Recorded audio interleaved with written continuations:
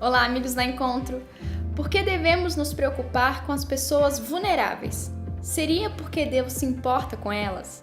É sobre isso que nós vamos conversar no nosso encontro de hoje. Fique com a gente, compartilhe essa mensagem e deixe seu like aqui embaixo. Bom encontro!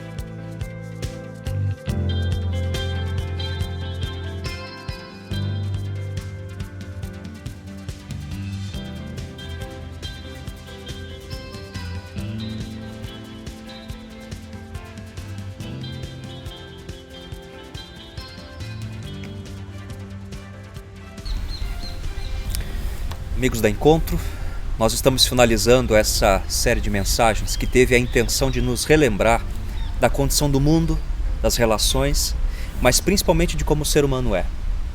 Ele é por natureza injusto e tudo ao nosso redor já possui um potencial inato de se comportar da mesma forma.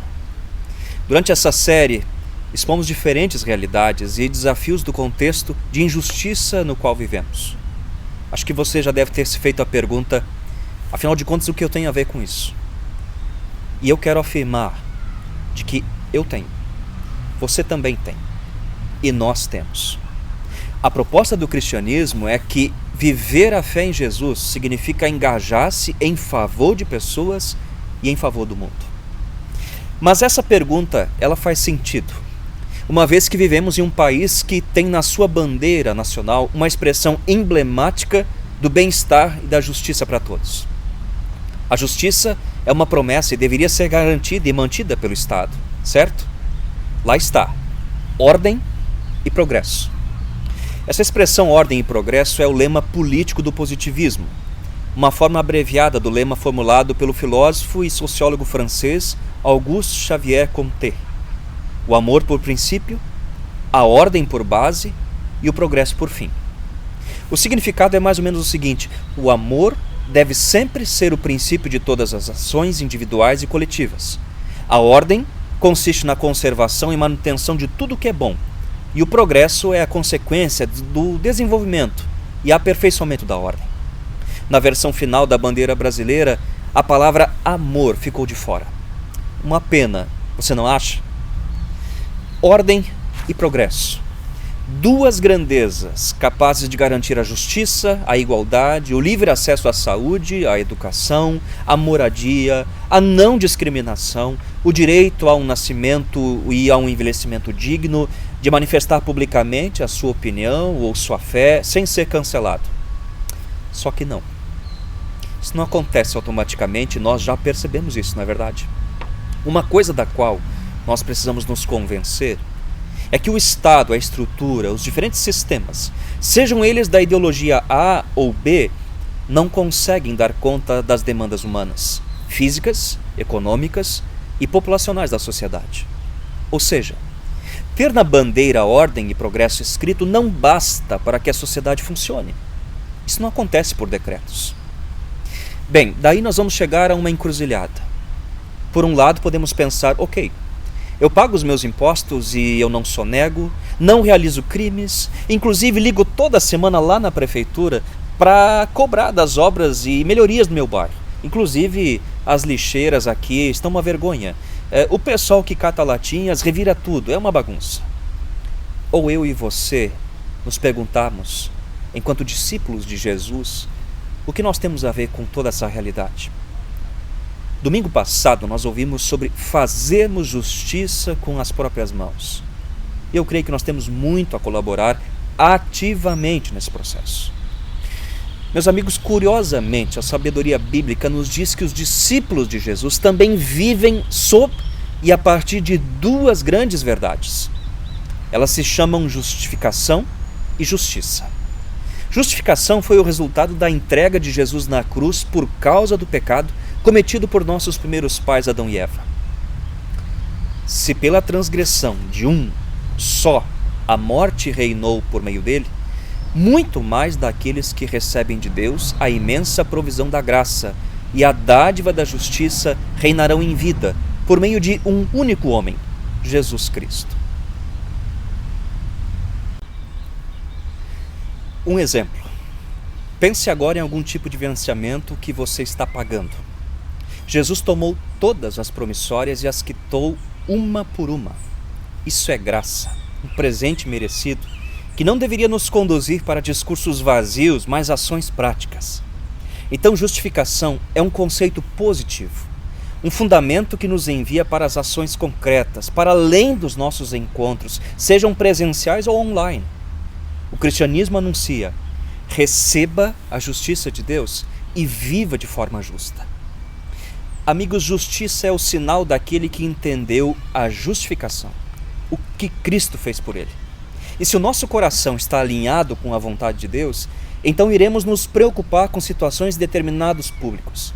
Esse desde sempre foi o papel do povo de Deus neste mundo, assumindo um papel intencional de ser luz de Deus que ilumina a escuridão ao nosso redor. Mas isso nem sempre foi assim. Por diversas vezes, o povo de Deus, Deus o acusou de não praticar a justiça mínima que ele esperava. O termômetro para constatar isso de maneira objetiva era o descaso com os seguintes públicos: os órfãos, as viúvas, os pobres e os estrangeiros. Esquecer destes significava que a relação do povo com seu Deus estava equivocada e havia injustiça entre eles. Na nossa sociedade há também esquecidos. Não sabemos o que fazer com as pessoas com deficiências físicas permanentes, com moradores de rua, com dependentes químicos, com os sem-teto, com os menores infratores, com migrantes e imigrantes que incham os bairros das pequenas e grandes cidades, sem contar outros públicos. Em Israel, havia leis e práticas permanentes para que o povo de Deus exercesse cidadania para além dele, e que pessoas fossem tratadas como criaturas de Deus. Eu quero citar algumas dessas leis. A primeira delas tem a ver com as leis civis. Eram leis de justiça social que refletiam o caráter de Deus. O 5º mandamento, por exemplo, nos diz até hoje que nenhuma pessoa tem o direito de tirar a vida de outra pessoa. Além disso, haviam leis que condenavam o suborno. Não aceitem suborno, pois o suborno cega até os sábios e prejudica a causa dos justos. Um parêntese. Você não acha que este é um fermento que apodrece a nossa sociedade até os dias de hoje?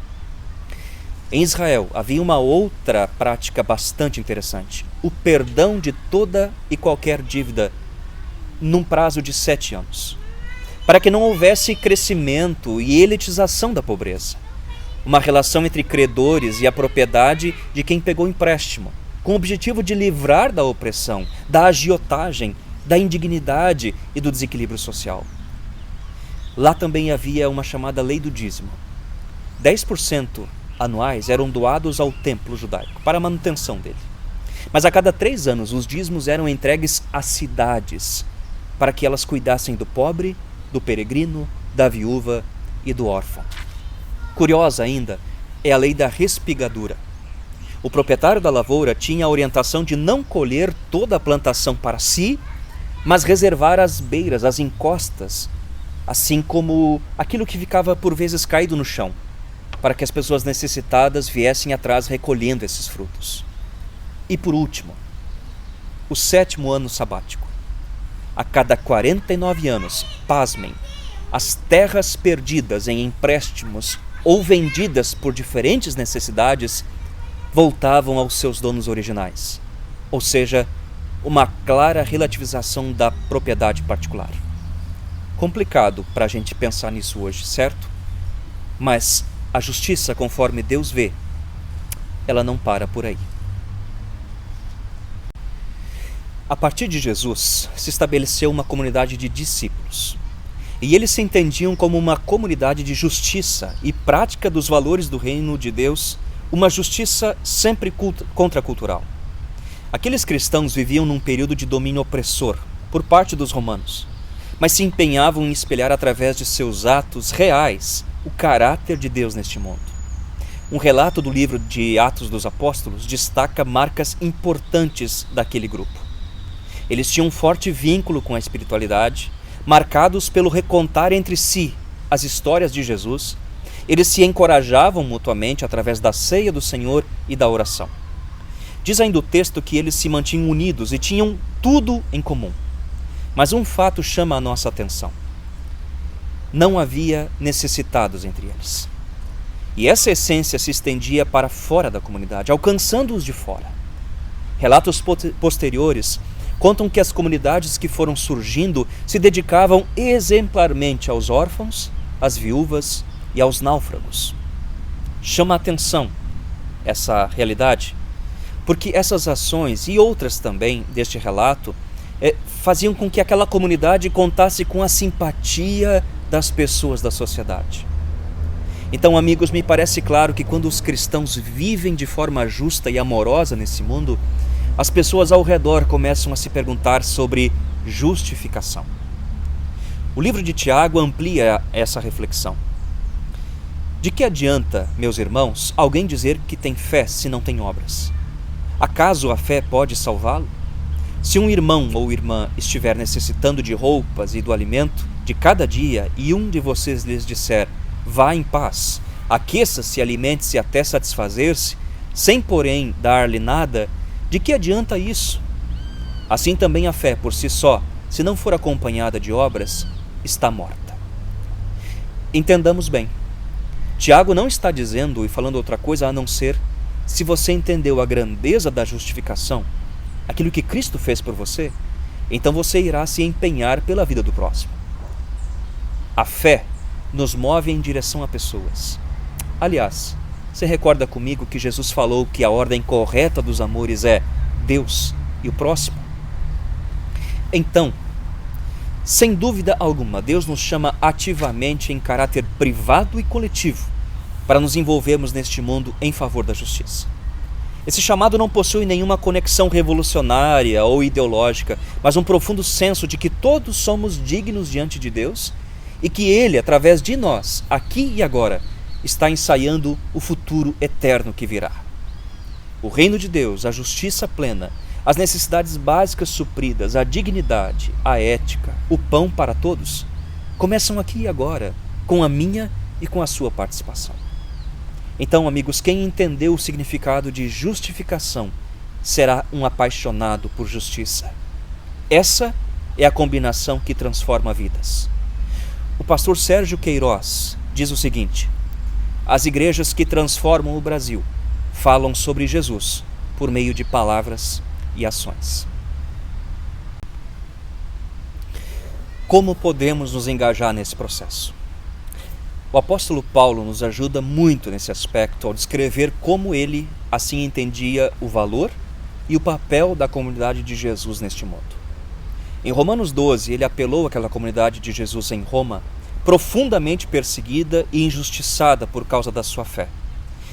Apelou para que continuassem testemunhando através das seguintes atitudes. Ele cita: há um envolvimento prático, sacrificial com este mundo, o que ele chamará de culto racional que agrada a Deus. Também disse que eles não deveriam se formatar ao padrão das injustiças e das barbaridades desse mundo, mas que fossem moldados a partir de uma mente renovada pela palavra de Cristo, para que pudessem experimentar o que era bom, perfeito e agradável. Ele os lembrou que na comunidade de Jesus existem pessoas com diferentes dons e chamados distintos para o engajamento nas mais diferentes áreas e serviços. Ele cita o ensino, demonstrar misericórdia, contribuir. Meus amigos, não é verdade que algumas destas causas nos tocam profundamente e geralmente estão relacionadas ao íntimo do nosso ser? O apóstolo Paulo apelou aos romanos, à comunidade de Roma, que amassem sinceramente, odiando o que é mal e se dedicando aos outros sem segundas intenções. Ele pediu que compartilhassem com os que necessitam, para que praticassem a hospitalidade, não amaldiçoando ninguém, mas que se envolvessem generosamente com pessoas de posição inferior. E por último, eles não deveriam retribuir o mal com o mal, mas se esforçarem para fazer o que era correto diante de todas as pessoas. Então, convido você para perceber que os convites feitos pelo apóstolo Paulo não tinham nada a ver com indiferença, ou até mesmo com um viés revolucionário ou de imposição. Ele entendia que Deus estava renovando todas as coisas e a comunidade dos discípulos era coparticipante desse projeto. O movimento de comunidade, meus amigos, é mais poderoso do que qualquer governo, lei ou nação possam fazer. Nós aumentamos a fama de Deus por meio da redenção de pessoas. É a maneira mais concreta, a forma mais concreta como podemos nos envolver é onde estamos, na nossa cidade, seja por iniciativas próprias ou através de parcerias com outras instituições, para que as dores deste mundo sejam amenizadas e as pessoas experimentem amor sincero. Como sempre, quero fazer alguns desafios e uns convites bem práticos para a gente no dia de hoje. De maneira bem prática, quero provocar você. E se nossas comunidades zerassem as listas de adoção nas nossas cidades? O que você acha sobre isso? E se sua empresa abrisse mais vagas para jovens na condição de aprendizes? Vagas para ex-detentos? Vagas para dependentes químicos em recuperação? Aqueles entre nós que têm sido profundamente abençoados financeiramente, como você, dentro deste grupo, poderia expressar mais misericórdia e generosidade para com quem tem menos? A você, que está conosco nesse momento, que tal engajar-se como voluntário em algum projeto social? Algum projeto envolvido com crianças, com jovens, com idosos ou outro grupo qualquer? Como é que você, na sua empresa, pode bolar um projeto de melhoria de vida e de justiça para aqueles que são colaboradores na sua empresa? Meus amigos, aqueles que são gerentes, chefes de setores, o que farão em nome do reino para que seus liderados experimentem misericórdia, graça e justiça? Começa comigo, começa com você. Há no seu bairro, no seu condomínio, alguma demanda ou possibilidade de engajamento e prática de uma justiça que vá na contramão da cultura atual? Engaje-se, envolva-se.